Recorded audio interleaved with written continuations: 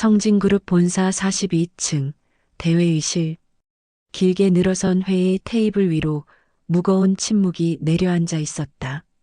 12명의 임원이 자리에 앉아 있었지만 누구 하나 입을 여는 사람이 없었다. 회의실 한쪽 벽면을 가득 채운 대형 스크린에는 숫자들이 빼곡히 나열되어 있었고 그 숫자들이 의미하는 바를 모르는 사람은 이 자리에 단 한 명도 없었다. 성진그룹 회장 서민재가 테이블 상석에 앉아 손가락으로 탁, 탁 테이블을 두드리고 있었다. 이마에 굵은 핏줄이 드러나 있었고 입술은 일자로 굳어 있었다. 옆에 앉은 고문 변호사 정태수가 조심스럽게 서류를 넘기다가 회장의 눈치를 살폈지만 민재는 시선조차 주지 않았다. 바로 그때 회의실 이중문이 천천히 열렸다. 모든 시선이 일제히 문 쪽으로 향했다. 문 사이로 한 남자가 걸어 들어왔다. 단정하지만 값비싸 보이지 않는 양복, 화려함과는 거리가 먼 차림새. 하지만 그 남자가 한 발짝 내딛는 순간 회의실 안의 공기가 통째로 얼어붙었다. 누군가의 입에서 짧은 신음이 새어나왔다. 서류를 넘기던 정태수의 손이 멈췄고 그의 얼굴에서 핏기가 빠져나갔다. 상석에 앉아있던 민재가 천천히 고개를 들었다. 그리고 문 앞에 선 남자의 얼굴을 확인하는 순간 그의 손가락이 테이블 위에서 멈췄다. 20년이었다. 20년 전에 이 건물에서 쫓겨나듯 사라졌던 사람. 다시는 돌아오지 못할 거라고, 아니 돌아올 수 없을 거라고 모두가 확신했던 사람. 그 사람이 지금 아무 일도 없었다는 듯이 이 회의실 문을 열고 들어온 것이다. 남자는 아무 말 없이 회의실 안을 천천히 둘러보았다. 그 시선이 한 사람 한 사람의 얼굴 위를 지나갈 때마다 임원들은 저도 모르게 고개를 숙이거나 시선을 피했다. 20년 전 그를 내쫓는데 침묵으로 동의했던 사람들이었다. 그의 시선이 마지막으로 민재에게 닿았다. 두 남자의 눈이 마주쳤다. 민재의 입술이 미세하게 떨렸지만 들어온 남자의 표정에는 분노도, 원한도, 슬픔도 없었다. 그저 고요했다. 마치 오래전에 이미 모든 감정을 내려놓은 사람처럼. 대체 무슨 일이 벌어지고 있는 걸까? 이 남자는 누구이고 왜 20년 만에 이곳에 나타난 걸까? 그리고 왜 이 자리에 앉은 모든 사람이 그를 보는 순간 얼어붙은 걸까? 이 놀라운 반전의 전체 이야기가 궁금하시다면 잠시만 구독 버튼을 눌러주세요. 평범해 보이는 사람들의 숨겨진 이야기를 매일 전해드립니다. 알림 설정까지 해두시면 매일 새로운 이야기를 놓치지 않으실 수 있습니다. 자, 이 이야기의 시작은 지금으로부터 20년 전도 그 회의실도 아니었다. 이야기는 아무도 모르는 작은 시골 마을, 새벽 4시의 두부 가게에서 시작된다. 경상북도 깊은 산골, 이름도 잘 알려지지 않은 작은 마을이 있었다. 산으로 둘러싸인 이 마을에는 집이 30채, 남짓, 주민이라고 해봐야 대부분 노인들 뿐이었다. 젊은 사람들은 오래전에 도시로 떠났고 남은 사람들은 텃밭을 가꾸거나 경로당에 모여 하루를 보내는 것이 일상의 전부였다. 그 마을 어귀에 작은 두부 가게가 하나 있었다. 간판도 제대로 없이 낡은 슬레이트 지붕 아래 허름한 가게. 새벽 4시면 어김없이 그 가게에 불이 켜졌고 김이 모락모락 피어올랐다. 가게 안에서는 한 남자가 홀로 두부를 만들고 있었다. 이름은 서준혁. 나이는 42. 이 마을에 들어온 지 20년 가까이 되었지만 마을 사람들은 그에 대해 아는 것이 거의 없었다. 어디서 왔는지, 왜 이런 시골까지 내려와 두부를 만들고 있는지, 가족은 있는지, 누가 물어도 그는 그저 웃기만 할 뿐 대답을 하지 않았다. 그래서 마을 사람들은 어느 순간부터 묻는 것을 그만두었다. 준혁의 하루는 늘 같았다. 새벽 4시에 일어나 콩을 불리고 맷돌을 갈고 간수를 넣어 두부를 만들었다. 오전이면 마을 어르신들에게 두부를 갖다 드리고 오후에는 가게를 정리한 뒤 뒷산을 산책하는 것이 하루의 전부였다. 말수가 적고 눈에 띄지 않고 조용한 사람. 마을 사람들이 그에 대해 아는 것은 딱 그 정도였다. 그런데 한 가지 마을 사람들이 이상하게 여기는 것이 있었다. 준혁이 이 마을에서 유독 대접을 못 받는다는 것이었다. 두부 가게를 하니 동네 어르신들에게 두부를 갖다 드리기도 하고 마을 일이 있으면 묵묵히 나서서 도왔지만 정작 마을 사람들은 그를 별로 대단하게 여기지 않았다. 경로당에 모인 어르신들 사이에서는 이런 말이 오가곤 했다. 40이 넘도록 혼자 두부나 만들고 있는 사람이 뭐가 대단하냐는 것이었다. 학벌도 없고 돈도 없고 가족도 없는 사람. 누군가는 대놓고 그를 무시하기도 했다. 어느 날 마을 경로당 앞에서 있었던 일이다. 준혁이 아침에 만든 두부를 들고 경로당에 들렀다. 안에서는 마을 어르신 5~6명이 모여 텔레비전을 보며 이야기꽃을 피우고 있었다. 준혁이 조용히 문을 열고 들어가 두부를 테이블 위에 올려놓았지만 아무도 돌아보지 않았다. 인사를 건네도 대꾸하는 사람이 없었다. 텔레비전에서는 마침 성진그룹 관련 뉴스가 나오고 있었다. 성진그룹 회장 서민재가 어딘가의 행사장에서 환하게 웃으며 악수를 하는 모습이 화면에 비쳤다. 경로당의 한 할머니가 텔레비전을 가리키며 말했다. 저런 사람이 진짜 대단한 거라고. 대기업 회장이면 얼마나 잘났겠냐고. 우리 같은 사람은 평생 저런 사람 그림자도 못 밟는다고. 다른 할아버지가 맞장구를 쳤다. 그러게 말이다. 사람은 태어날 때부터 다른 거라고. 금수저는 금수저고 흙수저는 흙수저라고. 준혁은 두부를 내려놓은 채 잠시 텔레비전 화면을 바라보았다.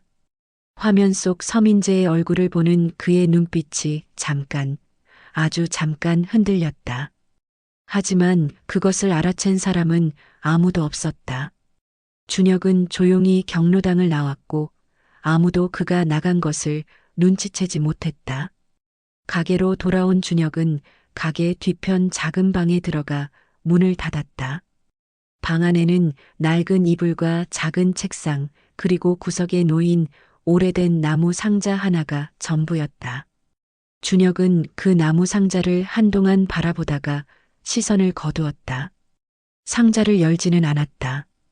그저 잠시 바라보기만 했을 뿐이다. 그날 저녁 마을 이장 김용식이 두부 가게에 들렀다. 용식은 준혁보다 2살 위로 이 마을에서 준혁에게 유일하게 말을 거는 사람이었다. 둘이 친하다고 할 수는 없었지만 용식은 유독 준혁에게 호의적이었다. 이유는 단순했다. 준혁이 마을에 처음 왔을 때 아무것도 없이 빈손으로 나타난 그에게 처음 밥을 차려준 것이 용식이었고 그때부터 묘한 정이 있었다. 용식이 가게 안으로 들어서며 말했다. 오늘도 경로당에서 한 소리 들었냐고.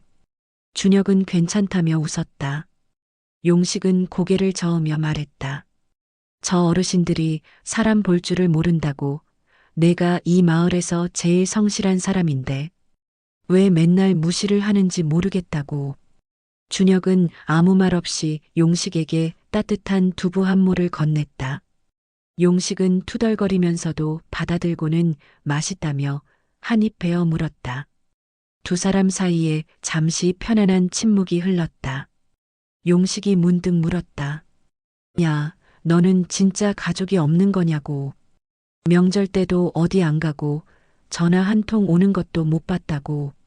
준혁의 손이 잠깐 멈췄다. 그리고 천천히 대답했다. 없다고. 그냥 나 혼자라고. 용식은 더 묻지 않았다. 대신 두부를 한 입 더 먹으며 말했다. 뭐 없으면 없는 대로 사는 거지. 나라도 내 편이니까. 준혁은 아무 말 없이 고개만 살짝 끄덕였지만 그의 눈가에 미세한 떨림이 스쳤다. 그것을 용식은 보지 못했다. 밤이 깊어지고 용식이 돌아간 뒤 준혁은 가게에 불을 끄고 뒷방에 누웠다. 어둠 속에서 천장을 바라보던 그의 눈이 구석에 놓인 나무 상자에 머물렀다. 이번에도 상자를 열지는 않았다. 하지만 그의 입술이 소리 없이 무언가를 중얼거렸다. 어머니. 그 한마디가 어둠 속으로 스며들었다. 그리고 작은 두부 가게의 밤은 다시 고요해졌다. 다음 날도 그 다음 날도 준혁의 하루는 달라지지 않았다. 새벽 4시에 일어나 두부를 만들고 마을을 돌며 배달하고 저녁이면 혼자 가게 뒷방에서 하루를 마감했다. 세상이 아무리 바뀌어도 이 마을의 시간은 늘 같은 속도로 흘렀고 준혁의 삶도 마찬가지였다. 그런 어느 날 아침이었다. 준혁이 두부를 플라스틱 상자에 담아 마을 앞길을 걷고 있을 때 경로당 쪽에서 웅성거리는 소리가 들렸다. 마을 어르신 10명 남짓이 경로당 앞마당에 모여 열띤 이야기를 나누고 있었다. 가까이 다가가 보니 중심에는 이장 용식이 있었다. 표정이 심각했다. 군청에서 연락이 왔는데 이 마을이 폐마을 후보 지역에 올랐다는 것이었다. 주민수가 계속 줄어 행정적으로 마을 통폐합을 검토하고 있다는 내용이었다.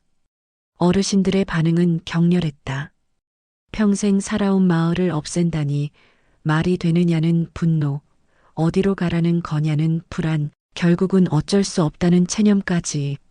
저마다 한마디씩 했지만 뾰족한 해결책은 나오지 않았다. 준혁은 경로당 한쪽에 두부를 내려놓고 조용히 서 있었다. 아무도 그에게 의견을 묻지 않았다. 그는 그저 듣고만 있었다. 용식이 한숨을 내쉬며 말했다. 군청 담당자가 다음 주에 마을 실태조사를 나온다고. 그때까지 마을 유지 방안을 정리해서 제출해야 하는데 뭘 어떻게 써야 할지 모르겠다고. 경로당 안이 술렁거렸지만 방법을 아는 사람은 없었다. 준혁이 돌아서려는 순간 한 할아버지가 대뜸 말했다. 두부 장수한테 물어보지 뭐, 글 좀 쓸 줄 아나 모르겠지만. 주변에서 웃음이 터졌다. 또 다른 할머니가 거들었다. 그러게 두부나 만들 줄 알지 저런 거를 어떻게 알겠냐고. 준혁은 아무 말 없이 고개를 숙이고 자리를 떠났다. 등 뒤로 웃음소리가 따라왔지만 그는 돌아보지 않았다. 가게로 돌아오는 길, 준혁의 발걸음이 평소보다 느렸다. 마을 어귀의 느티나무 아래서 잠시 멈춰섰다. 멀리 산등성이 너머로 맑은 하늘이 펼쳐져 있었다. 한참을 서 있다가 준혁은 다시 걸었다. 가게로 돌아온 준혁은 한참 동안 가만히 앉아 있었다. 그러다 천천히 서랍에서 낡은 공책을 꺼냈다. 펜을 들고 무언가를 적기 시작했다. 두부를 만드는 투박한 손이라고는 믿기 어려울 만큼 빠르고 깔끔한 글씨가 흘러나왔다.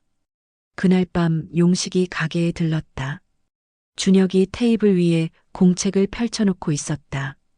뭐 하냐고 물으니 준혁이 공책을 용식 쪽으로 밀었다. 용식의 눈이 커졌다. 마을 유지 방안이라는 제목 아래 현황 분석부터 주민 복지 개선안, 특산물 활용 방안, 귀농 유치 전략까지 항목별로 깔끔하게 정리되어 있었다.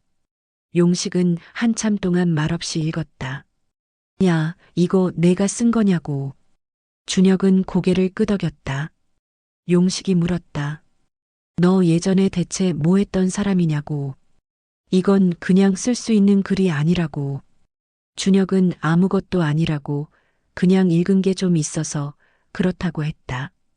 용식은 믿지 않는 눈으로 바라보았지만 더 캐묻지는 않았다. 용식이 이거 군청에 내도 되겠냐고 물었다. 준혁은 괜찮다며 한 가지 조건을 붙였다. 자기 이름은 빼달라고. 용식이 왜냐고 했지만 준혁은 그냥 그렇게 해달라고만 했다. 며칠 뒤 군청 담당자가 마을을 방문했다. 용식이 준혁의 보고서를 자기 이름으로 제출했다. 담당자는 서류를 읽더니 고개를 들었다. 표정이 달라져 있었다. 현황 분석의 정확도며 대안의 구체성이 일반적인 마을 자치회에서 나올 수준이 아니라고 했다. 특히 귀농 유치 전략 부분은 전문 컨설팅 업체의 보고서를 방불케 한다며 이걸 누가 작성한 건지 물었다. 용식은 잠깐 머뭇거리다가 자기가 이것저것 찾아보며 썼다고 대답했다. 담당자는 고개를 갸웃거렸지만 더 묻지 않았다. 대신 통폐합 결정을 재검토해 보겠다고 했다. 어르신들이 환호했고 용식은 영웅이 되었다. 경로당에서 누군가 말했다. 역시 우리 이장이 보통이 아니라고. 용식은 웃으면서도 마음이 편치 않았다. 축하 분위기가 이어지는 동안 준혁은 가게에서 혼자 두부를 만들고 있었다. 용식이 달려와 결과를 전했다. 준혁은 잘 됐다며 담담하게 웃었다. 용식이 미안하다고 했다. 내 이름을 넣었어야 했는데. 준혁은 고개를 저었다. 마을이 유지되는 게 중요한 거지. 누가 썼는지가 뭐가 중요하냐고. 그날 밤 준혁은 뒷방 나무 상자 앞에 다시 앉았다. 상자 뚜껑에 손을 올렸지만 열지는 않았다.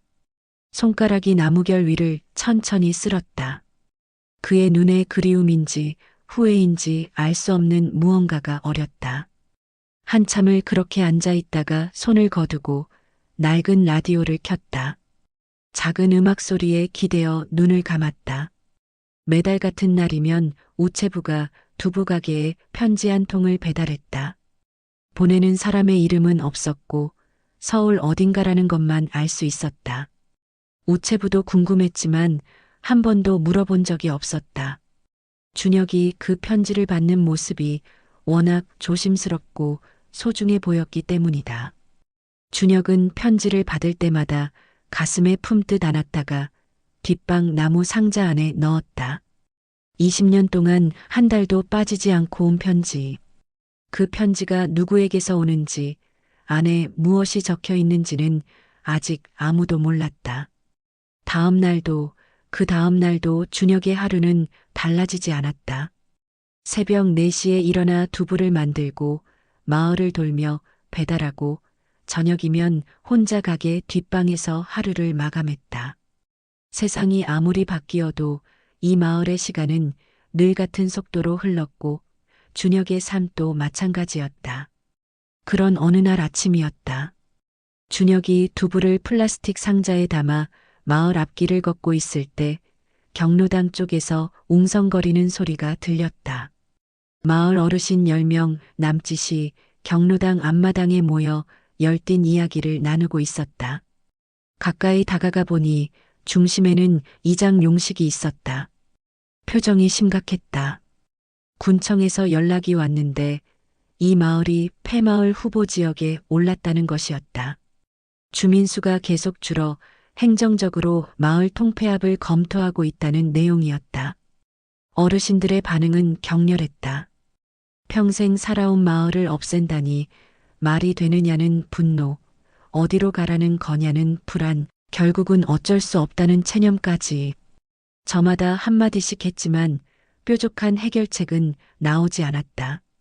준혁은 경로당 한쪽에 두부를 내려놓고 조용히 서 있었다. 아무도 그에게 의견을 묻지 않았다. 그는 그저 듣고만 있었다. 용식이 한숨을 내쉬며 말했다. 군청 담당자가 다음 주에 마을 실태조사를 나온다고. 그때까지 마을 유지 방안을 정리해서 제출해야 하는데 뭘 어떻게 써야 할지 모르겠다고. 경로당 안이 술렁거렸지만 방법을 아는 사람은 없었다. 준혁이 돌아서려는 순간 한 할아버지가 대뜸 말했다. 두부 장수한테 물어보지 뭐, 글 좀 쓸 줄 아나 모르겠지만. 주변에서 웃음이 터졌다. 또 다른 할머니가 거들었다. 그러게 두부나 만들 줄 알지 저런 거를 어떻게 알겠냐고. 준혁은 아무 말 없이 고개를 숙이고 자리를 떠났다. 등 뒤로 웃음소리가 따라왔지만 그는 돌아보지 않았다. 가게로 돌아오는 길, 준혁의 발걸음이 평소보다 느렸다. 마을 어귀의 느티나무 아래서 잠시 멈춰섰다. 멀리 산등성이 너머로 맑은 하늘이 펼쳐져 있었다. 한참을 서 있다가 준혁은 다시 걸었다. 가게로 돌아온 준혁은 한참 동안 가만히 앉아 있었다. 그러다 천천히 서랍에서 낡은 공책을 꺼냈다. 펜을 들고 무언가를 적기 시작했다. 두부를 만드는 투박한 손이라고는 믿기 어려울 만큼 빠르고 깔끔한 글씨가 흘러나왔다. 그날 밤 용식이 가게에 들렀다. 준혁이 테이블 위에 공책을 펼쳐놓고 있었다. 뭐 하냐고 물으니 준혁이 공책을 용식 쪽으로 밀었다. 용식의 눈이 커졌다. 마을 유지 방안이라는 제목 아래 현황 분석부터 주민 복지 개선안, 특산물 활용 방안, 귀농 유치 전략까지 항목별로 깔끔하게 정리되어 있었다. 용식은 한참 동안 말없이 읽었다. 야, 이거 내가 쓴 거냐고. 준혁은 고개를 끄덕였다. 용식이 물었다. 너 예전에 대체 뭐 했던 사람이냐고. 이건 그냥 쓸 수 있는 글이 아니라고. 준혁은 아무것도 아니라고 그냥 읽은 게 좀 있어서 그렇다고 했다. 용식은 믿지 않는 눈으로 바라보았지만 더 캐묻지는 않았다. 용식이 이거 군청에 내도 되겠냐고 물었다. 준혁은 괜찮다며 한 가지 조건을 붙였다. 자기 이름은 빼달라고. 용식이 왜냐고 했지만 준혁은 그냥 그렇게 해달라고만 했다. 며칠 뒤 군청 담당자가 마을을 방문했다. 용식이 준혁의 보고서를 자기 이름으로 제출했다. 담당자는 서류를 읽더니 고개를 들었다. 표정이 달라져 있었다. 현황 분석의 정확도며 대안의 구체성이 일반적인 마을 자치회에서 나올 수준이 아니라고 했다. 특히 귀농 유치 전략 부분은 전문 컨설팅 업체의 보고서를 방불케 한다며 이걸 누가 작성한 건지 물었다. 용식은 잠깐 머뭇거리다가 자기가 이것저것 찾아보며 썼다고 대답했다. 담당자는 고개를 갸웃거렸지만 더 묻지 않았다. 대신 통폐합 결정을 재검토해 보겠다고 했다. 어르신들이 환호했고 용식은 영웅이 되었다. 경로당에서 누군가 말했다. 역시 우리 이장이 보통이 아니라고. 용식은 웃으면서도 마음이 편치 않았다. 축하 분위기가 이어지는 동안 준혁은 가게에서 혼자 두부를 만들고 있었다. 용식이 달려와 결과를 전했다. 준혁은 잘 됐다며 담담하게 웃었다. 용식이 미안하다고 했다. 내 이름을 넣었어야 했는데. 준혁은 고개를 저었다. 마을이 유지되는 게 중요한 거지. 누가 썼는지가 뭐가 중요하냐고. 그날 밤 준혁은 뒷방 나무 상자 앞에 다시 앉았다. 상자 뚜껑에 손을 올렸지만 열지는 않았다. 손가락이 나무결 위를 천천히 쓸었다. 그의 눈에 그리움인지 후회인지 알 수 없는 무언가가 어렸다. 한참을 그렇게 앉아 있다가 손을 거두고 낡은 라디오를 켰다. 작은 음악 소리에 기대어 눈을 감았다. 매달 같은 날이면 우체부가 두부 가게에 편지 한 통을 배달했다. 보내는 사람의 이름은 없었고 서울 어딘가라는 것만 알 수 있었다. 우체부도 궁금했지만 한 번도 물어본 적이 없었다. 준혁이 그 편지를 받는 모습이 워낙 조심스럽고 소중해 보였기 때문이다. 준혁은 편지를 받을 때마다 가슴에 품듯 안았다가 뒷방 나무 상자 안에 넣었다. 20년 동안 한 달도 빠지지 않고 온 편지. 그 편지가 누구에게서 오는지, 안에 무엇이 적혀 있는지는 아직 아무도 몰랐다. 서울 성진그룹 본사.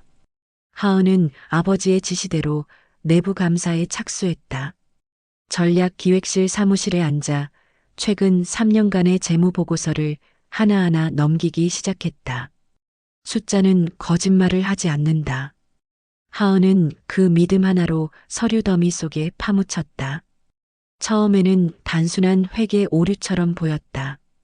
계열사 간 자금 이동 내역에 설명되지 않는 금액들이 있었지만 규모가 크지 않아 실수로도 볼 수 있는 수준이었다. 하지만 하은은 꼼꼼한 사람이었다. 숫자 하나하나를 추적하기 시작하자 이상한 패턴이 눈에 들어왔다. 같은 시기에 같은 경로로 반복되는 자금 이동. 그리고 그 자금이 최종적으로 흘러 들어간 곳은 서류상으로는 존재하지만 실제로는 사업 실적이 전혀 없는 유령 법인이었다. 하은의 손이 멈췄다. 이건 단순한 회계 오류가 아니었다. 누군가 의도적으로 그리고 체계적으로 회사 자금을 빼돌리고 있었다. 하은은 더 깊이 파고들었다. 유령 법인의 설립 시기를 확인했다. 놀랍게도 이 법인들은 최근에 만들어진 것이 아니었다. 가장 오래된 것은 20년 전에 설립되어 있었다. 20년. 그 숫자가 하은의 머릿속에 걸렸다. 하은은 20년 전 재무 기록을 요청했다. 하지만 전산 시스템에는 15년 전까지의 자료만 남아 있었다. 그 이전 기록은 종이 문서로만 존재했고 본사 지하 문서고에 보관되어 있다는 답변을 받았다. 다음 날 하은은 지하 문서고로 내려갔다. 본사 건물 지하 2층, 형광등이 간간히 깜빡이는 긴 복도 끝에 철문이 있었다. 관리 직원에게 열쇠를 받아 문을 열자 먼지 냄새가 훅 밀려왔다. 안에는 천장까지 쌓인 서류 상자들이 빼곡했다. 20년 전 기록이 이 어딘가에 있었다. 하은은 상자들을 하나씩 열어보기 시작했다. 몇 시간이 지나도록 찾는 서류가 나오지 않았다. 손가락에 종이에 베인 상처가 생기고 정장에 먼지가 뒤덮였지만 하은은 멈추지 않았다. 한쪽 구석에 다른 상자들보다 유독 깊숙이 밀려나 있는 상자가 하나 보였다. 마치 누군가 일부러 숨겨놓은 것처럼. 하은은 주변 상자들을 치우고 그 상자를 꺼냈다. 테이프가 여러 겹으로 감겨 있었다. 그 상자의 바닥에서 오래된 장부 하나를 발견했다. 가죽 표지가 낡아 갈라져 있었고 표지에는 손글씨로 날짜가 적혀 있었다. 20년 전의 날짜. 하은이 장부를 펼쳤다. 안에는 손으로 적은 회계 기록이 빼곡했다.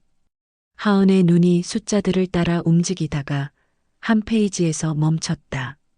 현재 유령법인으로 흘러들어가는 자금의 경로와 동일한 패턴이 20년 전 장부에도 기록되어 있었다. 하지만 이상한 점이 있었다. 20년 전 장부에는 그 자금 이동 옆에 빨간 펜으로 표시가 되어 있었고 여백에 누군가 메모를 남겨놓았다. 비자금 정리 필요, 회장 보고 완료라는 내용이었다. 하은의 심장이 빠르게 뛰기 시작했다. 이 메모의 필체는 현재 성진그룹의 어떤 임원의 것도 아니었다. 20년 전 이 비자금 문제를 정리하려 했던 누군가가 있었다는 뜻이었다. 그리고 그 사람은 지금 이 회사에 없었다. 하은은 장부를 들고 문서고를 나왔다. 엘리베이터를 타고 올라가는 동안 머릿속이 복잡하게 돌아갔다. 20년 전에 누군가 비자금을 정리하려 했다면 왜 정리되지 않았을까? 그 사람은 왜 지금 회사에 없을까? 그리고 20년이 지난 지금까지 같은 경로로 자금이 빠져나가고 있다면 그것은 대체 누구의 소행일까? 사무실로 돌아온 하은은 인사 기록을 뒤지기 시작했다. 20년 전 성진그룹의 임원 명단, 재무팀 구성, 주요 인사 변동. 서류를 넘기던 하은의 손이 한 페이지에서 딱 멈췄다. 20년 전 인사 기록에 횡령 혐의로 해임이라고 적힌 이름이 하나 있었다. 서준혁. 직위는 전무이사. 그리고 그 옆에 적힌 관계란에는 회장 차남이라고 되어 있었다. 하은의 눈이 크게 떠졌다. 회장 차남이라면 자신의 아버지에게는 배다른 동생이 된다는 뜻이었다. 하은은 아버지에게 형제가 있다는 이야기를 단 한 번도 들어본 적이 없었다. 가문 내에서, 회사 내에서, 어디에서도. 하은은 서준혁이라는 이름을 메모장에 적었다. 그리고 그 이름 옆에 물음표를 하나 그렸다. 이 사람은 누구인가? 정말 횡령을 한 것인가? 그리고 왜 이 사람의 존재 자체가 성진그룹의 역사에서 완전히 지워져 있는 것인가? 같은 시각, 시골 마을. 준혁은 가게 문을 닫고 뒷방에 앉아 있었다. 어머니의 편지를 다시 한번 읽고 있었다. 편지 마지막 줄에 적힌 말이 계속 눈에 밟혔다. 어미가 증거를 태수에게 넘겼다고. 태수가 도와줄 거라고. 준혁의 표정이 복잡해졌다. 정태수? 20년 전 자신을 변호해주지 않았던 사람. 진실을 알면서도 입을 다물었던 사람. 그때 태수가 한마디만 했더라면 모든 것이 달라졌을 것이다. 하지만 태수는 침묵했고 준혁은 혼자 모든 것을 잃었다. 어머니는 그런 사람을 아직도 믿고 있는 것일까? 아니면 그것밖에 방법이 없었던 것일까? 준혁은 편지를 접어 상자에 넣고 뚜껑을 닫았다. 창밖으로 어두운 산등성이가 보였다. 20년 동안 움직이지 않았던 무언가가 서서히 돌아가기 시작하고 있었다. 하은은 서준혁이라는 이름을 알게 된 뒤 잠을 이룰 수가 없었다. 아버지에게 형제가 있었다는 사실. 그것도 횡령 혐의로 해임된 형제. 그런데 왜 단 한 번도 그 이야기를 들은 적이 없을까? 가문 행사에서도, 회사 역사 자료에서도, 어디에서도 서준혁이라는 이름은 존재하지 않았다. 마치 처음부터 없었던 사람처럼 지워져 있었다. 하은은 조용히 조사를 이어갔다. 아버지에게는 아직 말하지 않았다.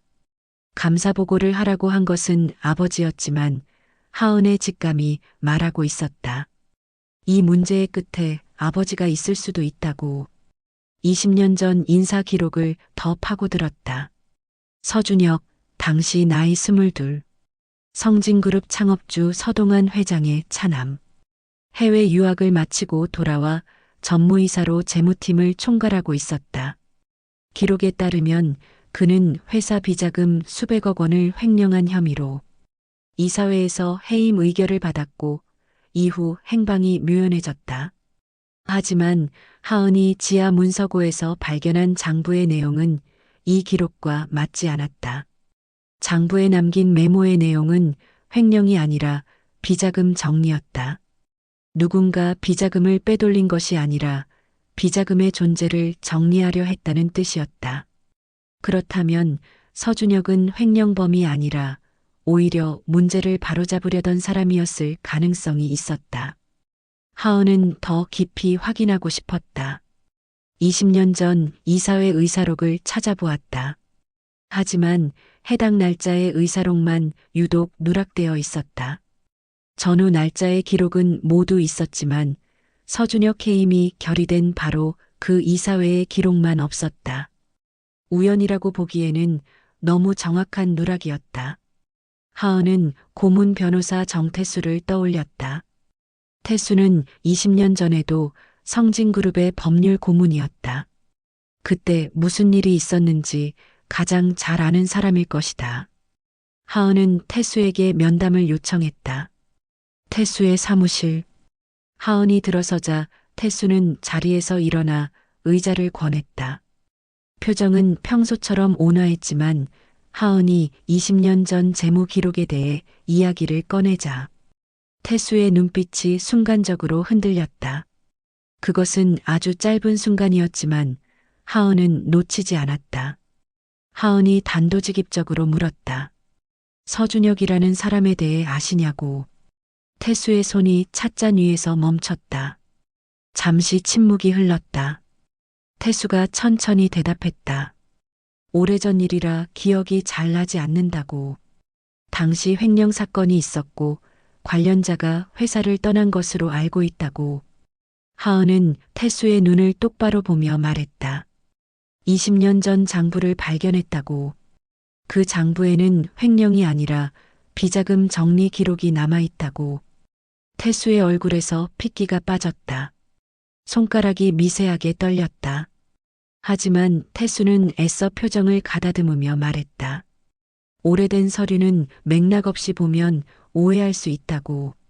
그거는 이미 20년 전에 정리된 일이라고. 하은은 더 묻지 않고 자리에서 일어났다. 하지만 사무실을 나서며 확신했다. 정태수는 무언가를 알고 있다. 그리고 숨기고 있다. 며칠 뒤 하은에게 뜻밖의 연락이 왔다. 정태수의 비서로부터였다. 태수 변호사가 개인적으로 전할 것이 있다며 퇴근 후 만남을 요청했다는 것이었다. 하은은 응했다. 저녁 본사 근처의 조용한 찻집. 태수가 먼저 와서 앉아 있었다. 하은이 맞은편에 앉자 태수는 한참 동안 말없이 찻잔만 바라보았다. 그리고 입을 열었다. 20년 동안 숨겨왔던 이야기를 하겠다고. 태수의 목소리가 낮게 깔렸다. 20년 전 서준혁은 횡령을 한 것이 아니었다고.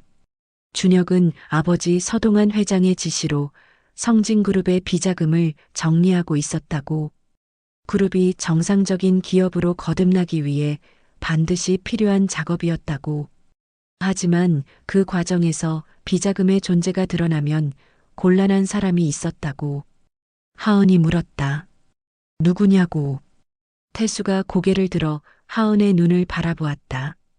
그 눈에 20년치 죄책감이 담겨 있었다.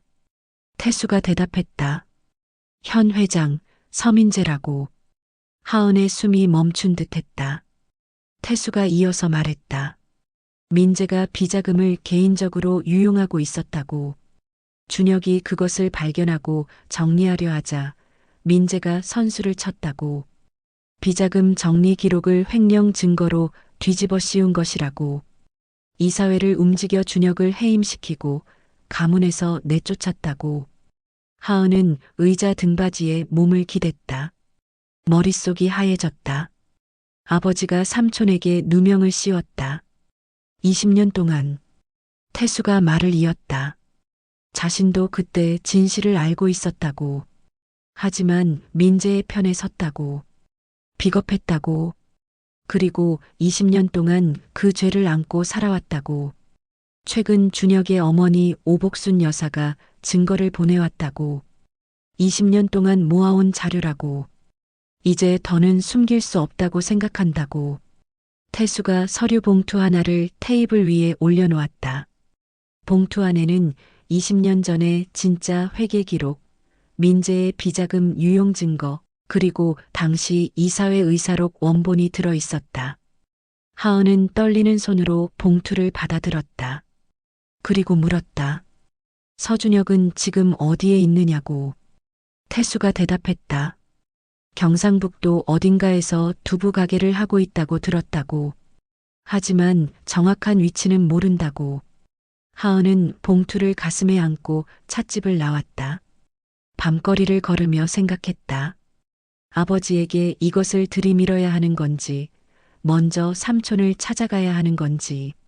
머릿속이 복잡했지만 한 가지는 분명했다. 진실은 밝혀져야 한다. 그것이 자기 아버지의 잘못이라 할지라도. 하은은 그 주 내내 태수에게 받은 서류를 검토했다. 한 장 한 장 넘길 때마다 아버지에 대한 믿음이 무너져 내렸다. 서류는 거짓말을 하지 않았다. 20년 전 아버지 서민재는 성진그룹의 비자금을 개인 계좌로 빼돌리고 있었고 그것을 발견한 준혁이 정리에 나서자 오히려 횡령범으로 몰아 쫓아낸 것이었다. 조작된 회계 기록, 매수된 감사보고서, 그리고 이사회 의사록 원본까지. 증거는 완벽했다. 하은은 결심했다. 먼저 준혁을 찾아가기로. 태수에게 연락해 준혁의 위치를 수소문했다. 경상북도의 작은 시골 마을, 두부 가게를 하고 있다는 정보를 얻기까지 이틀이 걸렸다. 금요일 오후 하은은 서울을 떠났다. 고속도로를 타고 3시간, 국도로 1시간, 그리고 산길로 또 30분. 내비게이션조차 헤매는 좁은 길 끝에 작은 마을이 나타났다. 하은은 차에서 내려 마을을 둘러보았다. 서울의 성진그룹 본사와는 다른 세계였다. 하이힐이 흙길에 빠졌다. 마을 어귀의 작은 가게 앞에 섰다. 간판도 제대로 없는 허름한 두부 가게. 안에서 김이 피어오르고 있었다. 하은이 문을 열고 들어갔다. 가게 안에 한 남자가 앉아 두부를 정리하고 있었다. 수수한 차림에 낡은 앞치마. 하은은 그 남자의 얼굴을 보았다. 인사 기록에 첨부된 20년 전 사진 속 젊은 전무이사의 모습과는 많이 달랐지만 눈매만은 같았다.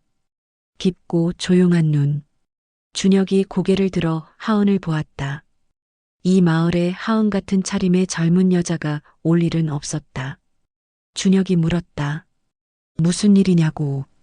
하은은 한참 동안 말을 잇지 못했다. 준비해온 말이 있었지만 막상 이 사람을 눈앞에 두니 아무것도 나오지 않았다. 20년 동안 시골에서 두부를 만들며 살아온 사람.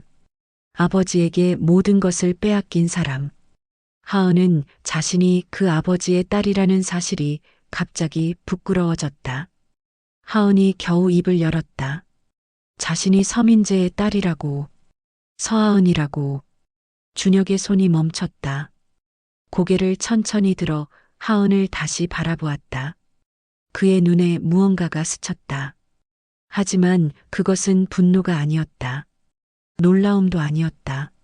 마치 언젠가 이 순간이 올 줄 알았다는 듯한 체념에 가까운 표정이었다. 하은이 말을 이었다. 20년 전 일의 진실을 알게 되었다고. 아버지가 무슨 짓을 했는지 안다고. 그리고 자신이 이것을 바로잡고 싶다고. 준혁은 한참 동안 아무 말 없이 하은을 바라보았다. 그리고 천천히 말했다. 돌아가라고. 이미 끝난 일이라고. 하은이 고개를 저었다. 끝나지 않았다고. 지금도 같은 방식으로 회사 자금이 빠져나가고 있다고. 그리고 어머니, 오복순 여사가 많이 편찮으시다고. 어머니가 20년 동안 증거를 모아왔다는 것을 아시느냐고. 준혁의 표정이 처음으로 흔들렸다. 어머니라는 단어에. 그의 입술이 미세하게 떨렸지만 그는 애써 감정을 눌렀다. 알고 있다고. 편지를 받고 있다고. 하은이 가방에서 서류 봉투를 꺼내 테이블 위에 올려놓았다. 태수 변호사가 건넨 증거 자료였다. 이것을 가지고 이사회에서 진실을 밝힐 수 있다고. 준혁이 직접 나서주면 좋겠지만 원하지 않으시면 자신이 하겠다고. 준혁은 봉투를 바라보았다. 오랫동안. 그리고 말했다. 왜 이런 일을 하느냐고. 아버지의 딸이 아버지를 고발하는 것이 얼마나 큰 일인지 아느냐고. 하은이 대답했다. 알고 있다고. 하지만 잘못된 것은 바로 잡아야 한다고. 그게 아버지라 할지라도. 그리고 덧붙였다. 어머니가 보고 싶지 않으시냐고. 그 말에 준혁의 눈이 붉어졌다. 고개를 돌려 창밖을 바라보았다. 어두워지는 산등성이 너머로 하늘이 붉게 물들고 있었다. 한참의 침묵이 흘렀다. 준혁이 다시 하은을 바라보며 말했다. 한 가지만 약속해달라고. 어머니를 만나게 해달라고. 그것만 되면 나머지는 상관없다고. 하은은 고개를 끄덕였다. 약속한다고. 그날 밤 준혁은 나무 상자를 열어 편지들을 꺼냈다.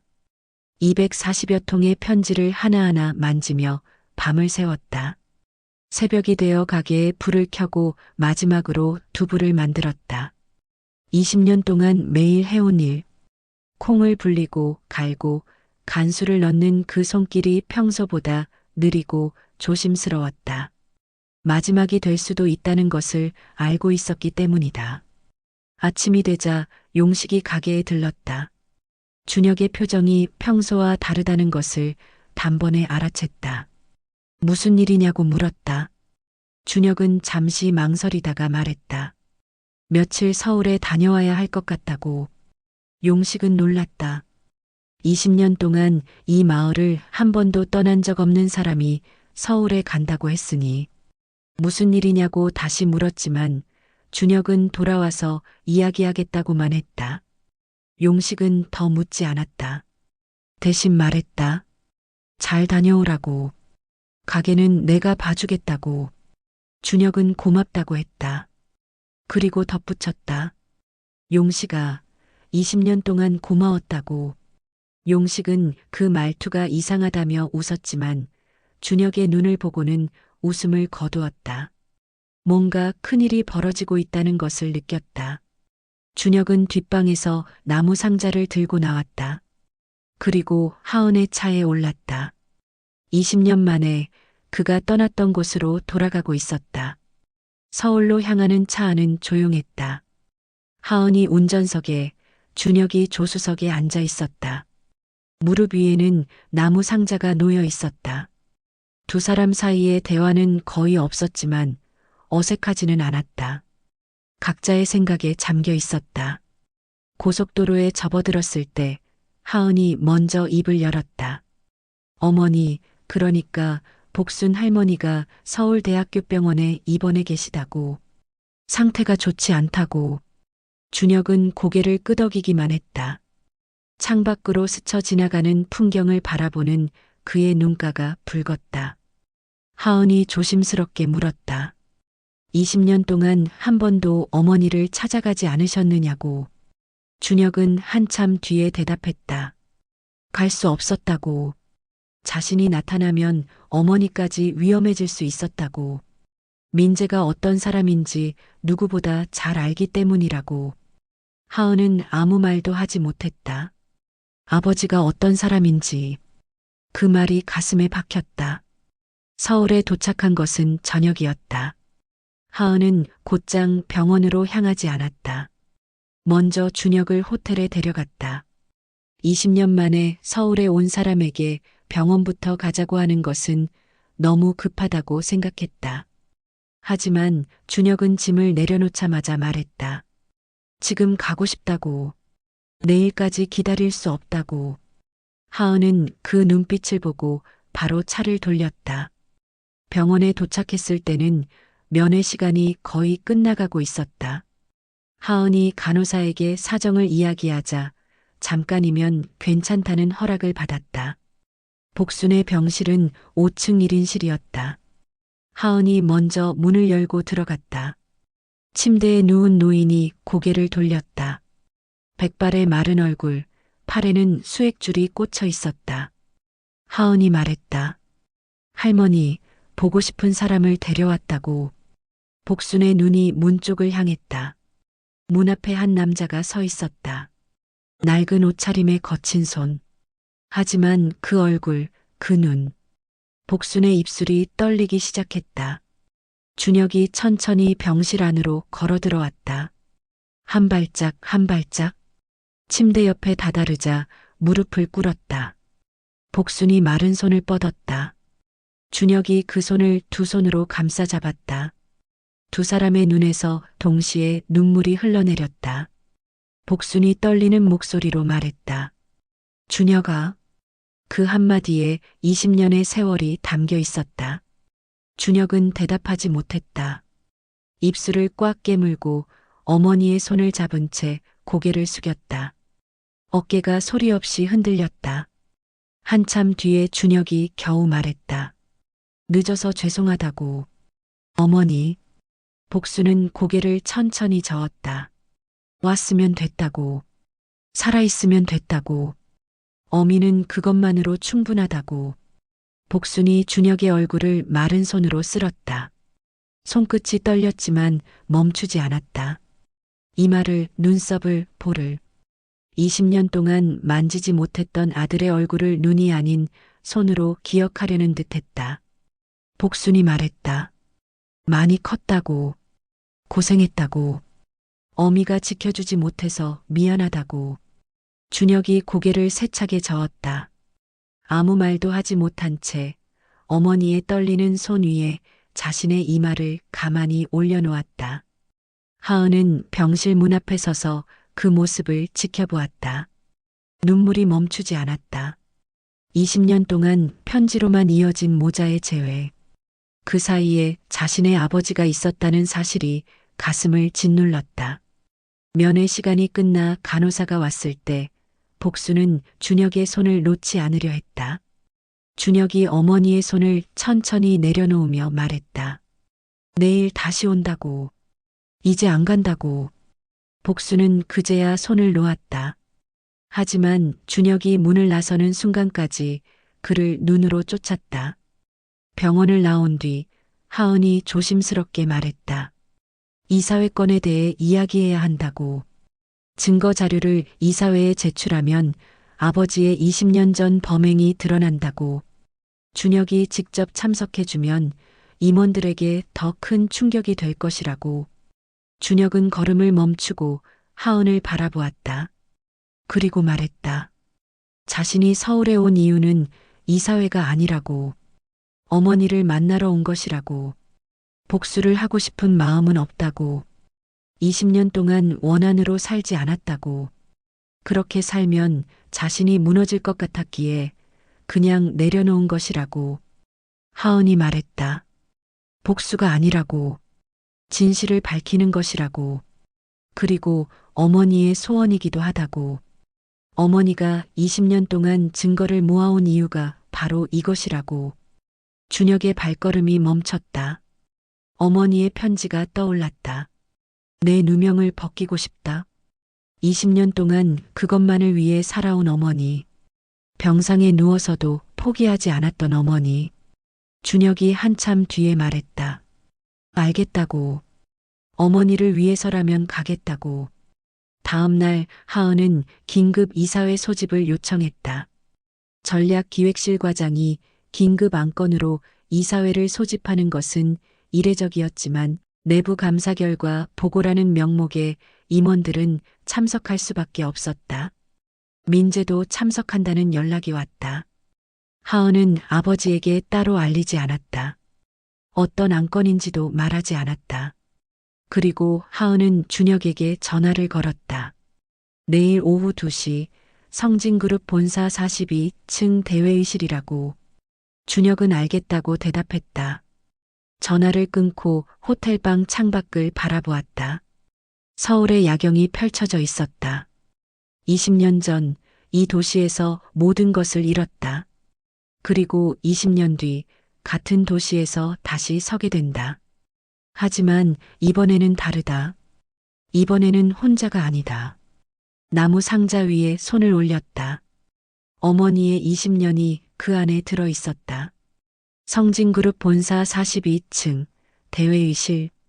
이사회가 소집된 오후 2시. 12명의 임원이 자리에 앉았다. 서민재가 상석에 앉아 서류를 넘기고 있었고 옆자리에는 정태수가 앉아 있었다. 태수의 표정이 평소와 달랐지만 아무도 그것을 눈치채지 못했다. 하은이 회의실에 들어섰다. 노트북과 서류 봉투를 들고 있었다. 민재가 딸을 보며 고개를 끄덕였다. 내부 감사 결과를 보고하라는 의미였다. 하은은 자리에 앉지 않고 회의실 앞에 섰다. 그리고 말했다. 보고에 앞서 한 분을 모셨다고. 이 자리에 반드시 참석해야 할 분이라고. 민재의 눈썹이 올라갔다. 임원들이 고개를 갸웃거렸다. 하은이 회의실 문을 향해 고개를 끄덕이자 이중문이 천천히 열렸다. 한 남자가 걸어 들어왔다. 단정하지만 값비싸 보이지 않는 양복. 화려함과는 거리가 먼 차림새. 하지만 그가 한 발짝 내딛는 순간 회의실 안의 공기가 통째로 얼어붙었다. 정태수의 손이 멈췄다. 얼굴에서 핏기가 빠졌다. 그 옆에 앉은 임원 한 명이 짧은 신음을 흘렸다. 상석의 민재가 천천히 고개를 들었다. 그리고 문 앞에 선 남자의 얼굴을 확인하는 순간 테이블을 두드리던 손가락이 멈췄다. 서준혁이었다. 20년 전 이 건물에서 쫓겨나듯 사라진 사람이 같은 회의실 문을 열고 다시 들어온 것이다. 준혁은 아무 말 없이 회의실을 천천히 둘러보았다. 그 시선이 한 사람 한 사람의 얼굴 위를 지나갈 때마다 임원들은 저도 모르게 고개를 숙이거나 시선을 피했다. 20년 전 그를 내쫓는데 침묵으로 동의했던 사람들이었다. 민재가 자리에서 벌떡 일어났다. 이게 무슨 짓이냐고 소리쳤다. 하은을 노려보며 말했다. 내가 이 사람을 데려온 거냐고. 하은은 아버지의 눈을 피하지 않았다. 네, 제가 모셨습니다. 아버지. 하은이 노트북을 열고 대형 스크린에 자료를 띄웠다. 20년 전의 회계장부, 비자금 유용 경로, 조작된 감사보고서, 그리고 이사회 의사록 원본. 하나하나 화면에 나타날 때마다 회의실의 공기가 무거워졌다. 하은이 설명을 시작했다. 20년 전 서준혁 전무이사는 창업주의 지시로 성진그룹의 비자금을 정리하고 있었다고. 하지만 비자금을 개인적으로 유용하고 있던 서민재 당시 상무가 이를 저지하기 위해 횡령 누명을 씌웠다고. 이사회를 조작하여 해임시키고 가문에서 내쫓았다고. 민재의 얼굴이 불그락푸르락 변했다. 헛소리라고 고함쳤다. 20년 전에 끝난 일을 왜 다시 꺼내느냐고. 증거도 없이 아버지를 모함하는 거냐고. 하은이 담담하게 대답했다. 증거는 여기 있다고. 화면을 가리키며 말했다. 이 모든 자료는 당시 법률 고문이었던 정태수 변호사가 보관하고 있던 원본이라고. 그리고 20년 동안 오복순 여사가 수집한 추가 증거라고. 민재의 시선이 태수에게 향했다. 태수가 천천히 자리에서 일어났다. 그리고 말했다. 사실이라고. 20년 전 자신이 진실을 숨긴 것이 사실이라고. 더 이상 침묵할 수 없다고. 회의실이 술렁거렸다. 임원들이 서로 얼굴을 쳐다보았다. 민재가 태수를 향해 소리쳤다. 배신자라고. 하지만 태수는 고개를 숙이지 않았다. 20년 늦었지만 이제라도 바로 잡아야 한다고 말했다. 그때 준혁이 처음으로 입을 열었다. 회의실이 조용해졌다. 준혁은 민재를 바라보며 말했다. 형? 그 한마디에 민재의 몸이 굳었다. 준혁이 이어서 말했다. 복수하러 온 것이 아니라고. 어머니가 원한 것은 진실이 밝혀지는 것이었다고. 어머니는 20년 동안 그것 하나만을 위해 살아오셨다고. 그리고 이제 시간이 얼마 남지 않으셨다고. 준혁은 나무 상자를 테이블 위에 올려놓았다. 뚜껑을 열었다. 안에 빼곡히 쌓인 편지들이 보였다. 240여 통.